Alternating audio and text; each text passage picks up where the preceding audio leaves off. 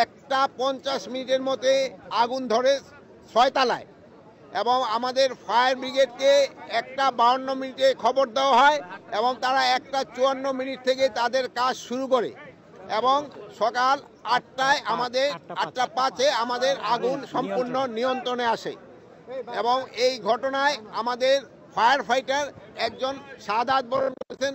আল্লাহ তাকে বেহেশত নসিব করুক। ইন্না লিল্লাহি ওয়া ইন্না রাজিউন। উনি হলো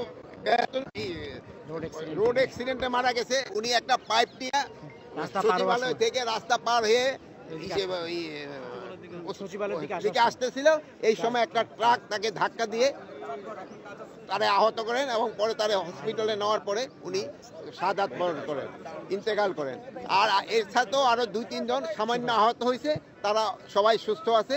আমরা এখন ভিতরে কি হচ্ছে তা আমরা ভিতরে দেখব এবং পুরা সার্চ করার পরে কোনো কিছু পাওয়া যায় কি না আমরা আপনাদের জানাতে পারবো। আর এটার ব্যাপারে আমরা একটা তদন্ত কমিটি গঠন করে দিচ্ছি। ক্যাবিনেট সেক্রেটারি অলরেডি ইনস্ট্রাকশন দেওয়া হয়েছে, হোম সেক্রেটারি অলরেডি ইনস্ট্রাকশন দেওয়া হয়েছে একটা তদন্ত কমিটি, হাই পাওয়ার একটা তদন্ত কমিটি করে দেওয়ার জন্য।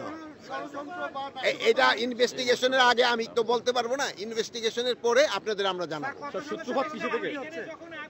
এখন তদন্ত কমিটি কত সদস্য, এটা 5 জন হতে পারে, 7 জন হতে পারে, 9 জন হতে পারে, 11 জন হতে পারে। এই মুহূর্তে তো আমরা পরে আপনারা জানাই দিতে পারবেন।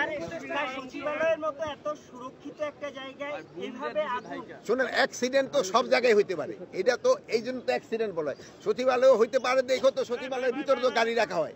ফায়ার ব্রিগেডের ফায়ার সার্ভিসের সঙ্গে ইতিমধ্যে কথা বলছেন স্যার। হ্যাঁ, আপনি স্যার ফায়ার সার্ভিসের সঙ্গে ইতিমধ্যে কথা বলছেন, যারা রাত্রে 1টা থেকে কাজ শুরু করছে, তাদের আগুনের উৎস বিষয়ে কিছু বলছে কিনা আপনারা?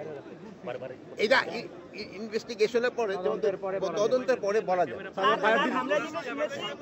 আমরা যেটা দেখেছি বা শুনেছি একসঙ্গে আগুনটা 3 থেকে 4 জায়গায় না, 3 থেকে 4 জায়গা না, আগুনটা 6 তলায় লাগছে, এগারোটা 7, 8 উপরের দিকে গেছে, কিন্তু নিচে আর আসতে পারে না। প্রাথমিকভাবে আপনারা নাশকতা মনে করছেন কিনা? প্রাথমিকভাবে আমরা বলতে পারবো না, একটা ইনভেস্টিগেশনের পরে আমরা বলতে পারবো।